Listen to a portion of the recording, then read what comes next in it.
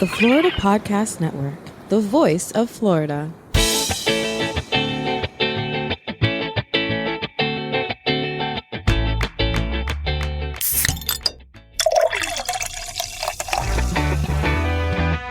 From Mallory Square in Key West to the Governor's Mansion in Tallahassee and all points beyond, you're listening to the Florida Beer Podcast, powered by FloridaBeerBlog.com, your source for all things related to the craft beer community in the Sunshine State. And now your host, Dave Butler.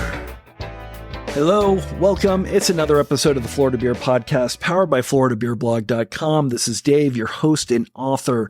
We are back in Bonita Springs for one more episode. I'm sure we'll be back again, of course, but we are back for one more episode of the Florida Beer Podcast before we move to another place here in the Sunshine State. As we move, make sure to follow us on the social media platforms of your choice. If those are Instagram or Twitter, we're Florida Beer Blog. If you're on the Facebook, we're at FL Beer Blog. And if you're on MySpace, make sure I'm in your top 8.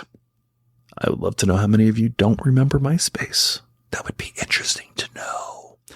We are on the web at floridabeerpodcast.com, our sister site, where we continue to publish articles on a regular basis, a couple times a week. That's floridabeerblog.com. Hopefully you are also listening or reading. Hopefully you are also reading that. We are also a very proud member of the Florida Podcast Network. You can find them at floridapodcastnetwork.com. On Instagram, they are FL Podcast Net. And you will hear all about the latest episodes when they come live there. So remember, we are in Bonita Springs. We're on Old US 41. We're going to be driving down the road a little bit from where we last were at Ceremony Brewing, and eventually you will come to Hopsized Brewing. This is the anchor tenant of a very large, very new, very pretty industrial complex. And this is the brainchild of Miami natives Darlyn Victor and Rodriguez de Vera, husband and wife team. And I was very happy to make sure that both of them jumped on the episode. So with the brewery, Darlyn, who has a medical background, obviously these are his beers, but there's an interesting story in that Ana was really the driving force behind creating Hopsized much more than her husband ever knew. And I actually kind of like to hear about that. So I definitely wanted to get them both on to understand, what it's like opening a business, the Bonita Springs love for the craft beer industry, and so much more. We are joined once again by Joel Lounds, the host of Florida Man News, our newest sister podcast on the Florida Podcast Network, who was gracious enough to take a little bit of time out of his Father's Day to come down and record a few episodes with us. This was not his first time to Hopsized Brewing, as they do a Jeep meetup on a regular basis at the brewery. So we'll be talking about the beers, we'll be talking about Bonita Springs, and we'll be talking about that giant Christmas tree in the corner that they still have not taken down in June. Grab a beer, grab some food, enjoy, and enjoy.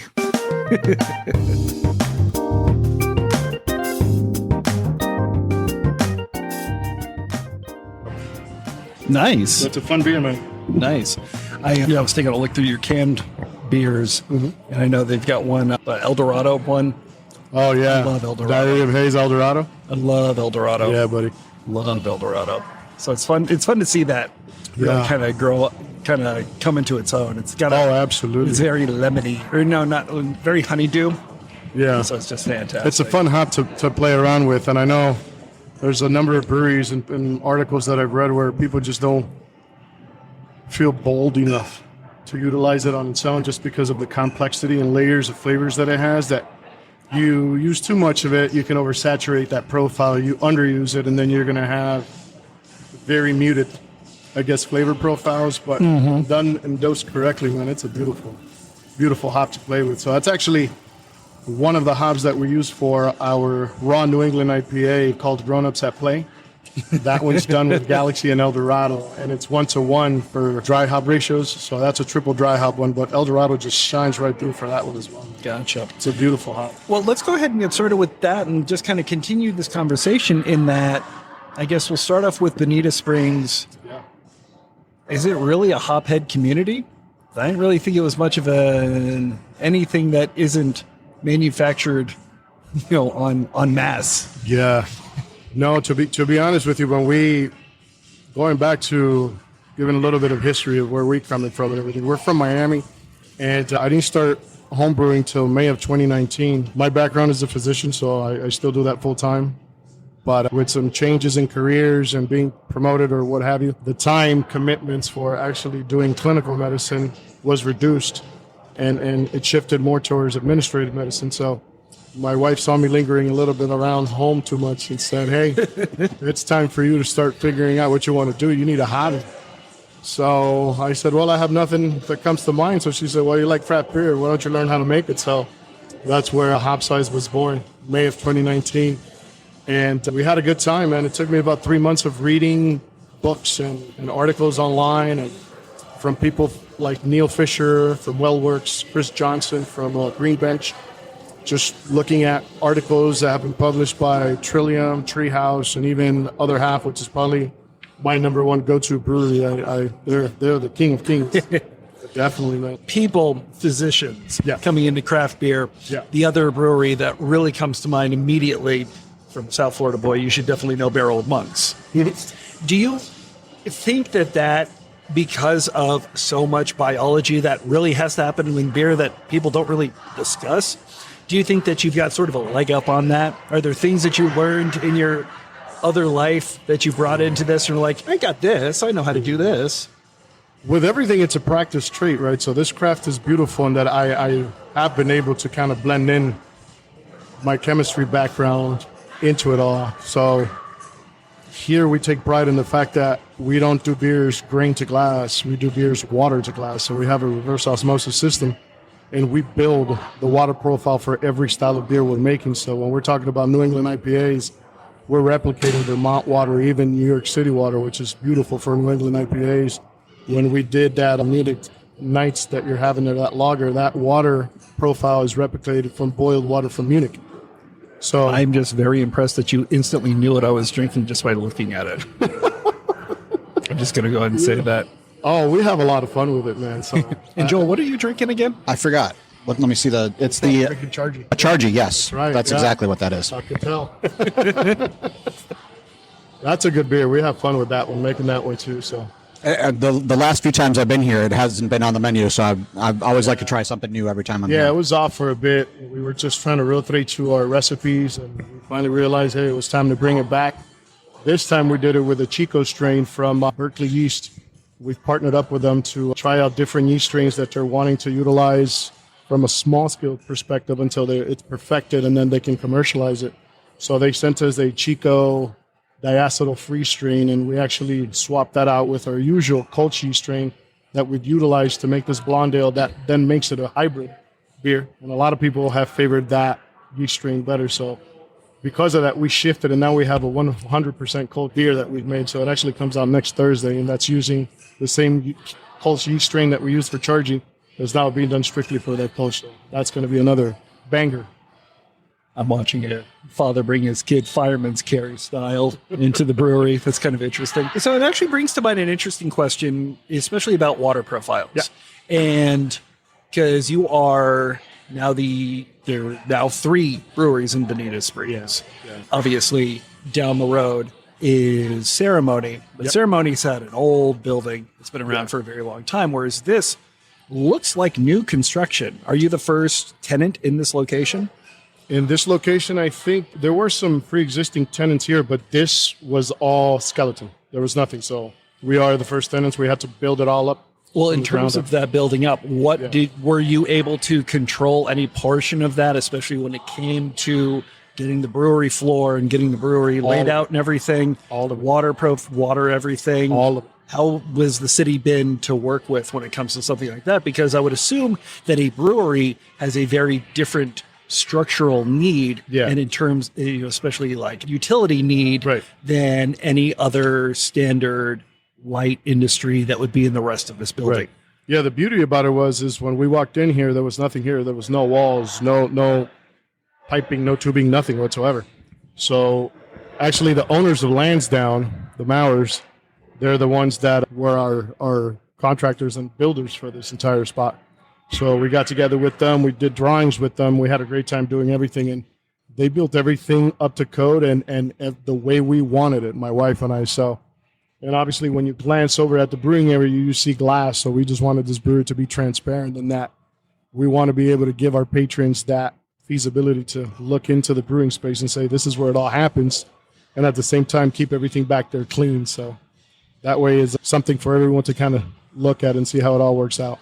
And I guess that's a good question since beer is still relatively new to the Bonita Springs area. Do you see a lot of the people that you come here with that are just sort of curious about the brewing process and tend to press their noses up against the glass a little bit? Well, the people that I come here with I come with my Jeep club every month, so they're more interested in looking at the Jeeps out in the parking lot and drinking the beer as opposed to the process. But yeah, I mean, it's a great location. It's very open and airy and bright, and everybody that I know that I've come here with has just had a great time. So it's awesome. been very That's good welcoming to to hear. us.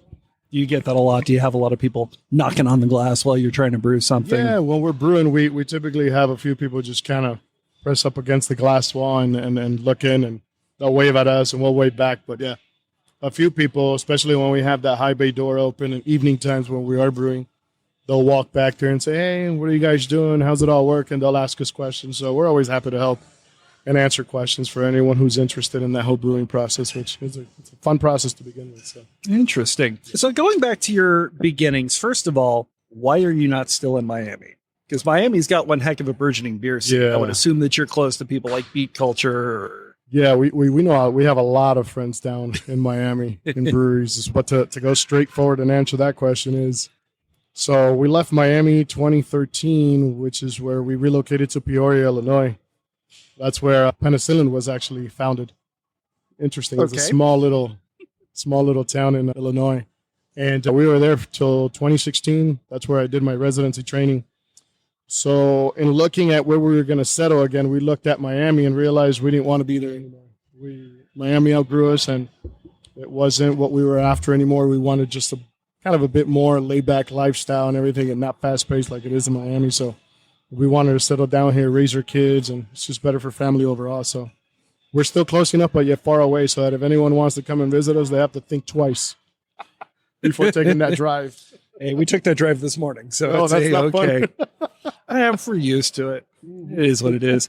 Now, ordinarily on the podcast, I will never ask how you got started because it's always the same story in terms of all these stuff.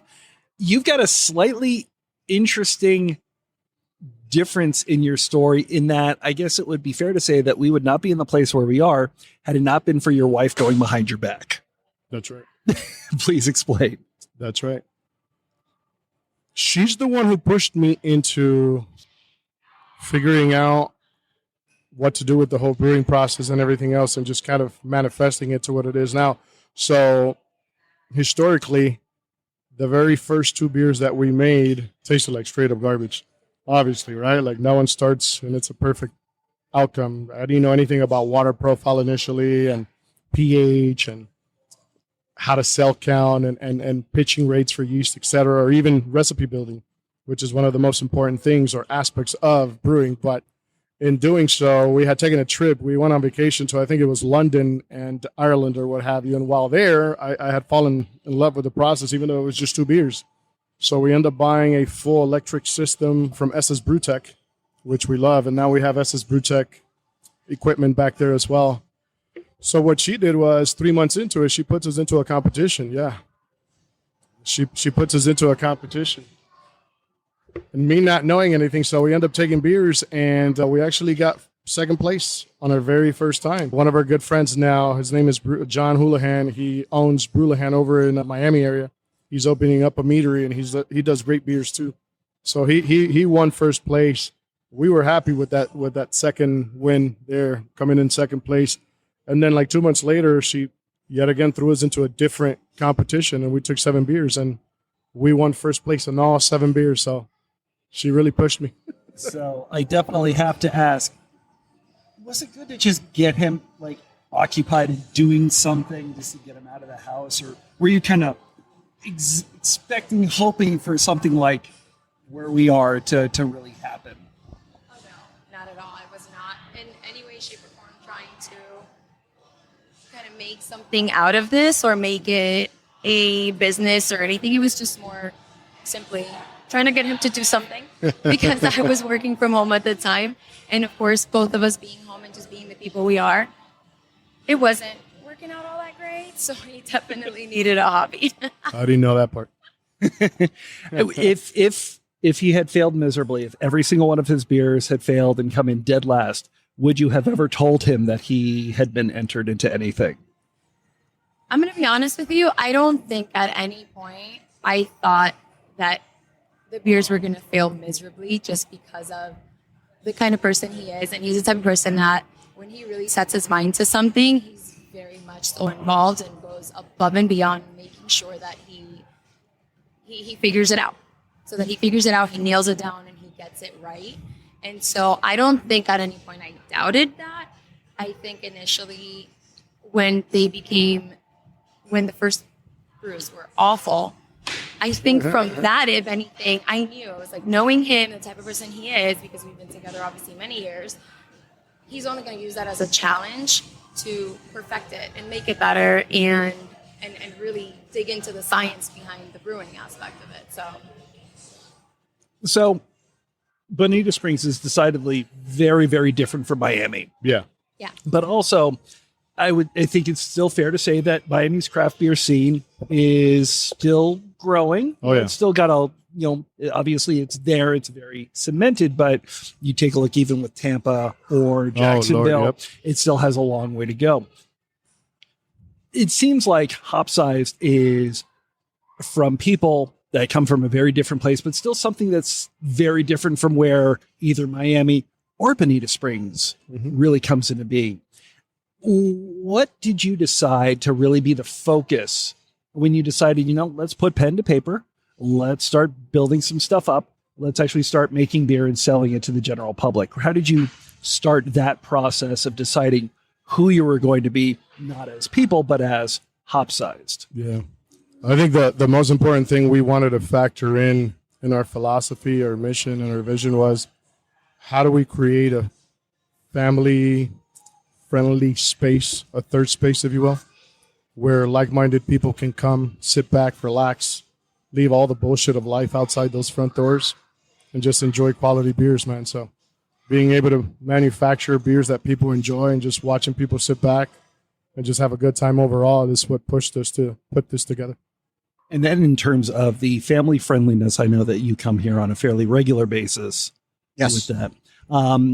Is that just sort of going to be a requirement, actually, for both of you, for what a brewery has to be here in Southwest Florida? Because you go up to Tampa, you go to Miami, there are a lot of places where it is not kid-friendly. It is just not kid-friendly by design. There are places where I cannot bring my daughter just because that's where they are. We are clearly surrounded by kids. None of them are drinking beer, which is, obvious. It needs to happen. But is that just something that needs to happen, especially here in Lee County, especially in the Bonita Springs area, to really gain traction? I don't think it hurts. I think it helps quite a bit that you can come and bring your kids and bring your dogs, and there's a food truck out back, and you can have family dinner, and mom and dad can have beers, and the kids can have a Coke out of the fridge, and it's just like really any other restaurant, except there's big tanks of beer in the back. Yeah, I agree. I think it just creates a little bit more of a relaxed space for families to be able to come out without, being, for example, at a restaurant where, you have to probably keep it a little down, keep the kids, seated, and you don't have really the option of bringing your pets or anything like that. So you're forced to, leave them at home or the kids at home. My husband and I, obviously, we are huge on dogs. And so, because we have 3 of our own. And so for us, being able to provide that space for people to bring in their kids, bring in their pets, and just bring the whole family in was important. And I think it's not something that's, I think it's kind of normal to see it in a brewery industry. You can't exclude that part of the community. You see, because then at that point you're closing the doors to a large number of population or craft beer lovers, just because if you have it such that it's limiting to a certain demographic, you're really cheating the community. So this is all about community, and everyone within the community is welcome. So, And obviously we're talking about parents with kids, That's right. and not the kids themselves. that's right. Yes. Correct, Yes. correct, Yes. Key correct. emphasis.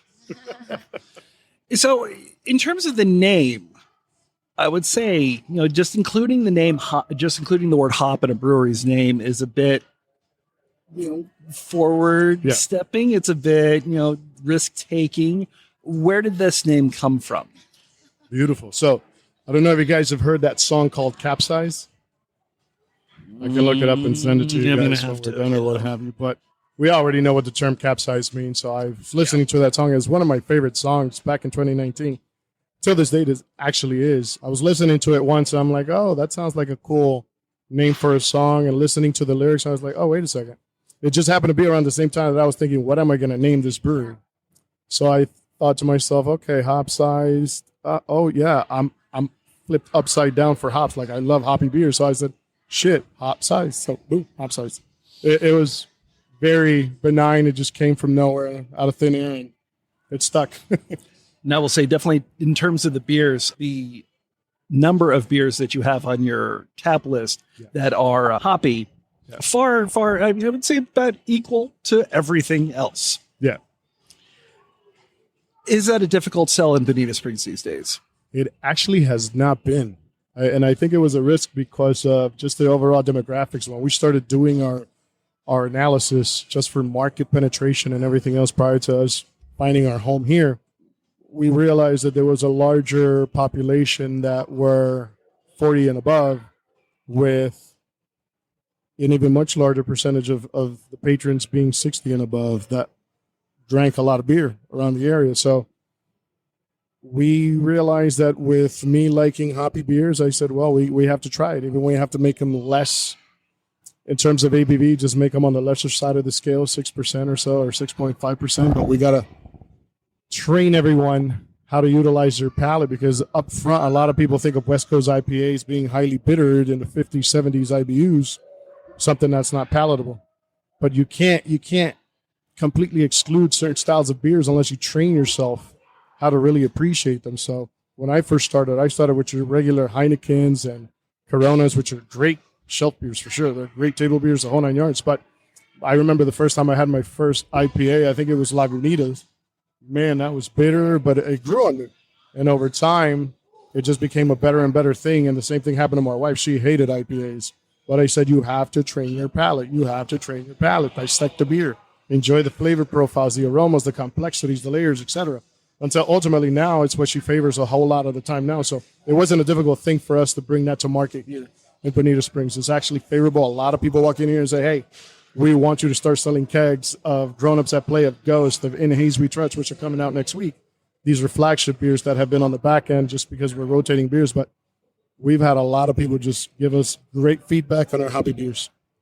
Does it change with the seasons? Because especially in this area, it's a little different from most of the rest of the state in that it's June, it's the middle of summer, and this is your slow season. Yeah. You're busier in winter than you are in the summer, which is completely opposite from, especially Orlando, where I remember.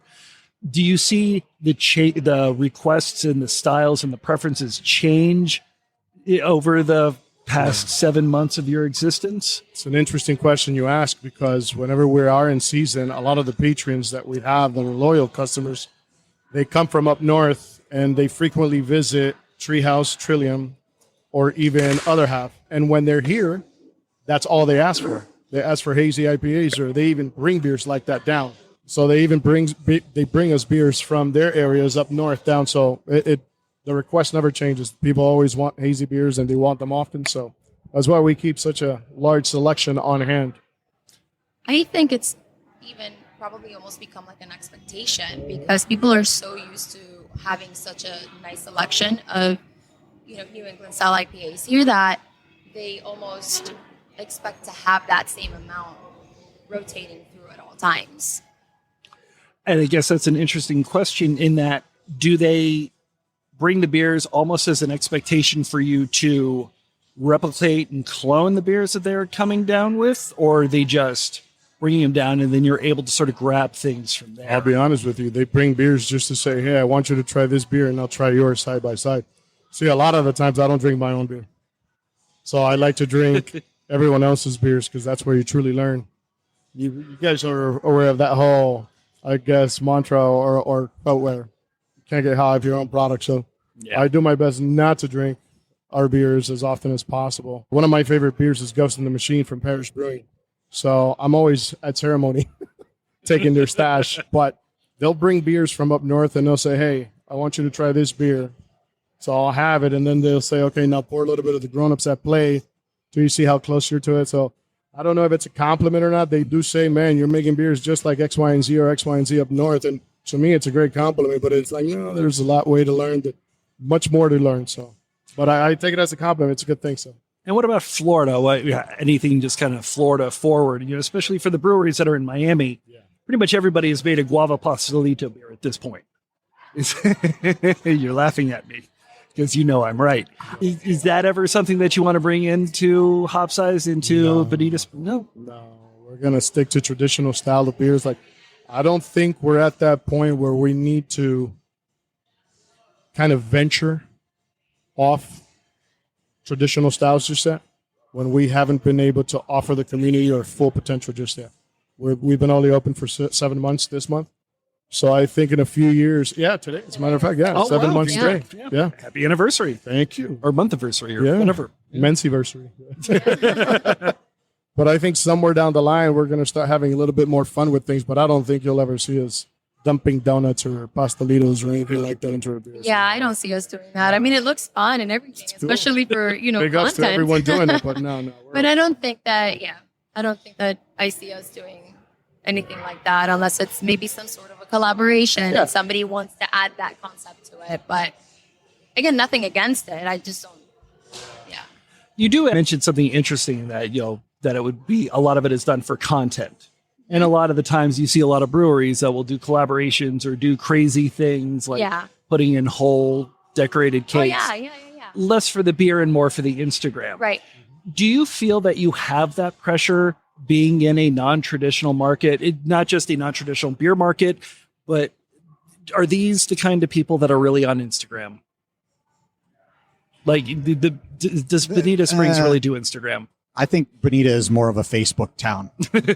To be honest with you. Do you feel I do agree with that. Less pressure for that? I'm going to be honest with you. I don't feel like I feel any pressure regarding it, period. Just because from the very beginning, we've been very transparent and honest and just very raw with what we do, that I don't feel like I feel any pressure regarding content and having to make, going that extra mile to do something to make it active or make it really run. I feel a lot of our followers really appreciate the fact that we're so transparent and we just kind of walk through it. That there do not seem to be any hype breweries in Southwest Florida. Collectively, no.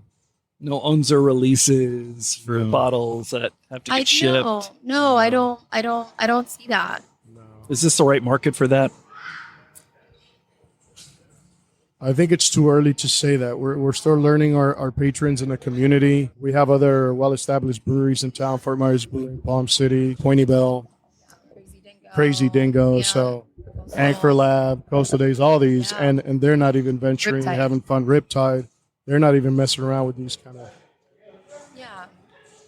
off-brand beer styles or what have you. So.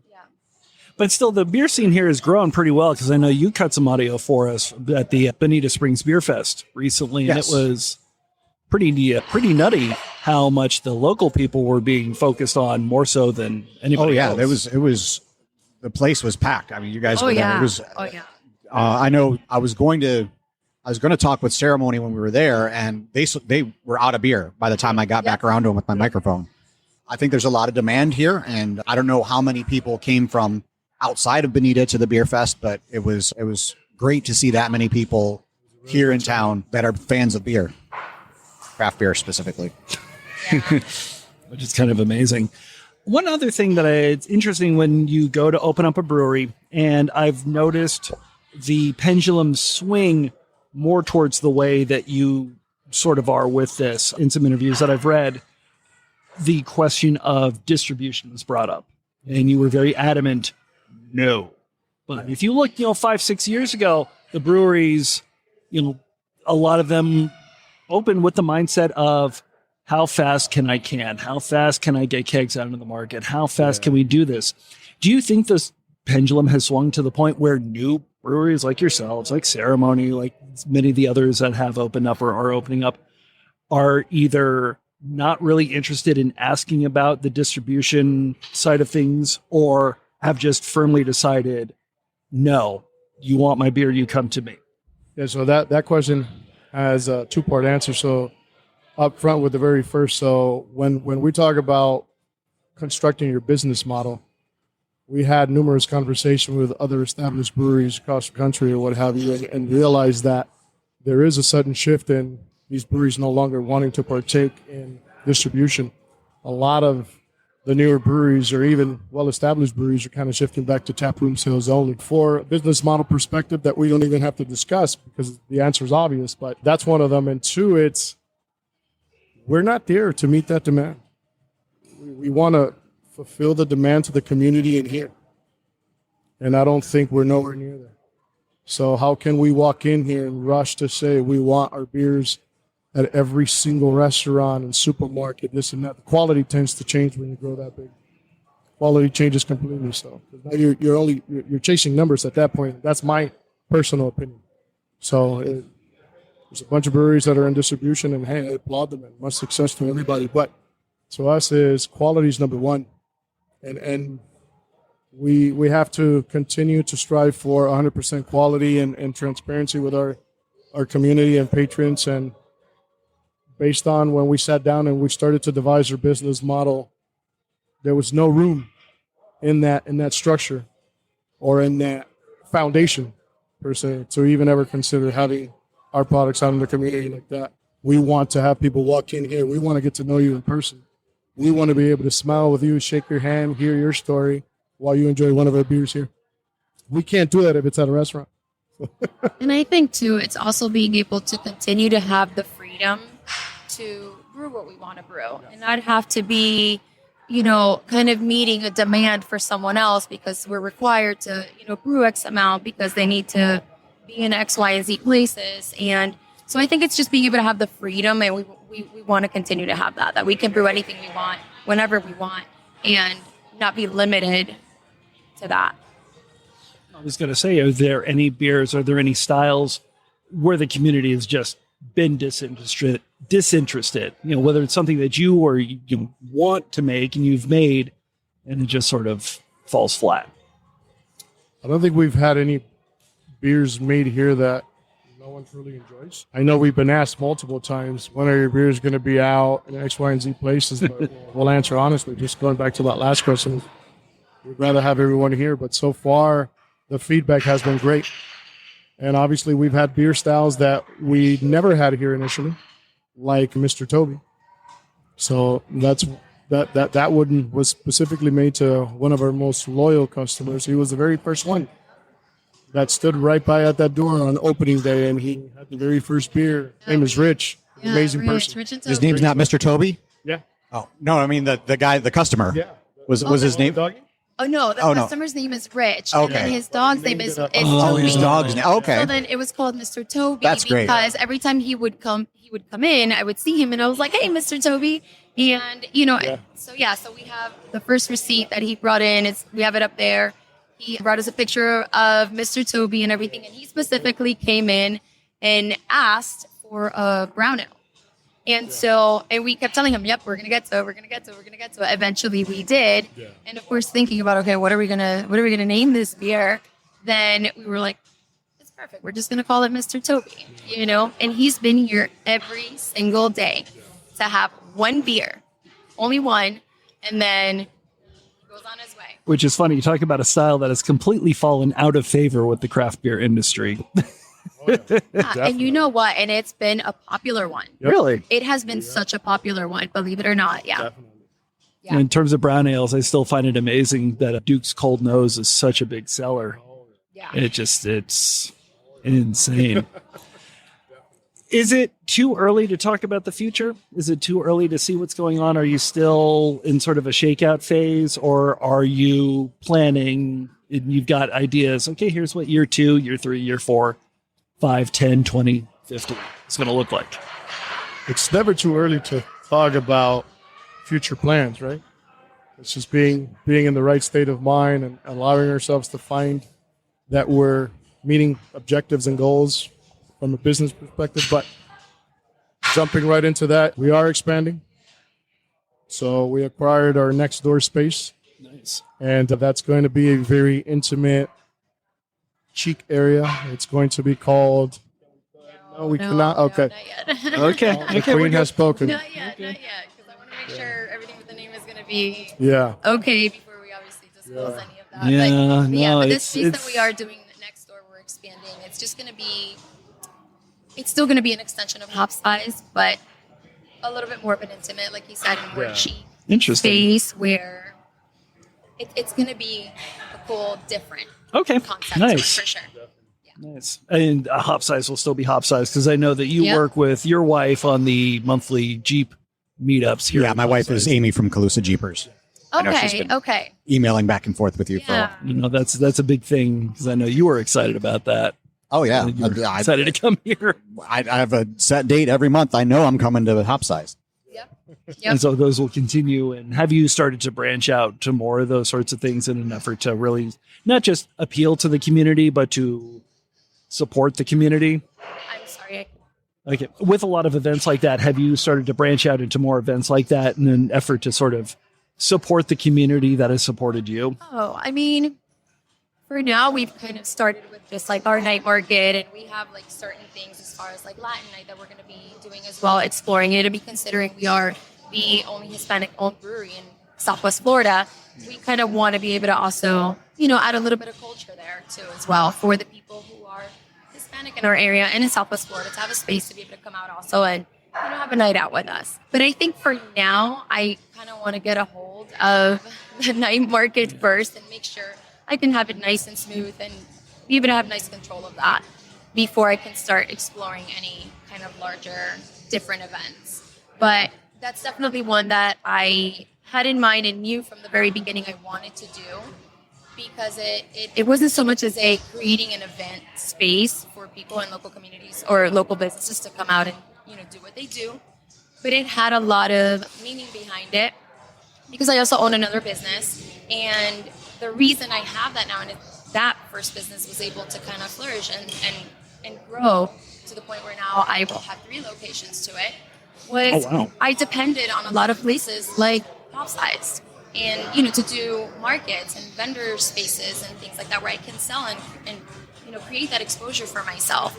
So having that, of course, a lot of places they charge hefty vendor fees and things like that, and I was like, well, it doesn't make sense when clearly you're a small business, you're trying to grow, you're trying to make it work. So I wanted this place to really represent something where small businesses can come and use our platform, use us as a way to put the word out there for your own business and grow, because it did it for me, and it's been great. So I think I want to really, go in hard on that one first before I explore anything else. Awesome. That sounds amazing. I definitely cannot wait to try some more beers. I know I've got that El Dorado one that's calling my name, but I will leave you with this last question. Yeah. Why is there a Christmas tree in the corner of your tap room in June? I love it. The Christmas tree question. Okay. So Which means that you've gotten this before. Yeah. all the time, probably daily, to be honest with you. So there was that whole corner that we have there. I had a design that I wanted for that space, and I'm having a really hard time finding it and getting it installed and doing it. And so of course we We opened up around Christmas time, so of course the tree went up. And then after that, people just really enjoyed the tree. Yeah. And I felt like, you know what? It's still an empty space because I haven't been able to get what I want for it. So in the meantime, I feel like it just fills it in and people love it. So then after that, it became more of a, why don't you just make it a seasonal tree? So yes, so now we're going to dress it up with, some summer stuff and make it a seasonal one. Oh, yeah. So we don't see it as a Christmas tree. It's a tree with lights. Okay. Christmas trees, once we get to Christmas, and we actually put ornaments on it. But it fits the space. But everybody loves it. You know what? If anything, at this point, I feel like we're known, and I'm not kidding. I've had customers that come in and say it. They're like, "Oh yeah, you guys are the brewery with the Christmas tree. You gotta be known for something." So if we're gonna be known, whether it's for like the beer, whether it's the way our space is different, decorated differently or designed differently, or the Christmas tree, it's gonna be one of those. So That's amazing. Thank you so much. I do appreciate it. Yeah, thank you, buddy. It was great having you guys. So there you go. We're going to be putting up some interesting information about Hopsized Brewing on FloridaBeerBlog.com, so make sure to keep an eye out there. We're going to be back next week with an episode and an interview that I had been wanting to do for quite some time. Finally got around to doing it, which makes me happy. You'll have to find out who that is. In the meantime, make sure to follow us and like and subscribe to us on the podcasting app of your choice. Please leave us a 5-star rating. It really does help us get the word out to more Florida craft beer drinkers. You can follow us on social media at Florida Beer Blog on Instagram and Twitter. We are FL Beer Blog on Facebook. And of course, the Florida Podcast Network is available at floridapodcastnetwork.com or FL Podcast Net on Instagram. Thank you so much once again to Joel Lounds, the host of Florida Man News. And if you want to find his stuff, head to FloridaManNewsPodcast.com or find him on Instagram at FloridaMenPod. That's just worth it. His meme game is quite strong. What can I say? Our intro announcer is Jeff Brozovich. Our field producer is Steve Pacala. Executive producer of the Florida Podcast Network in Grand High Poopa is Jemmy Legagneur. We will be back next week with another awesome episode. Thank you so much, and drink Florida Craft.